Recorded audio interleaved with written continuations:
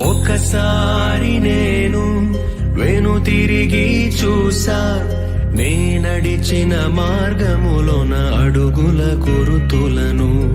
ఆ గురుతులు తెలిపే కథలన్నీ విన్నా, నా గతమును కనులారా ఒక మారు చూసా.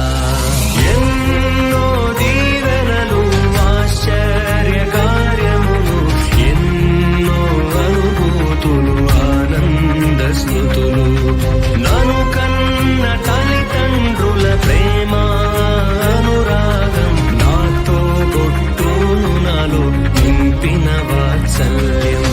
ప్రతి ఉదయం నవ్వు, శ్రమలున్నా తృప్తి, ఇది నా జీవితము వరమే, ఒక తరుణమే.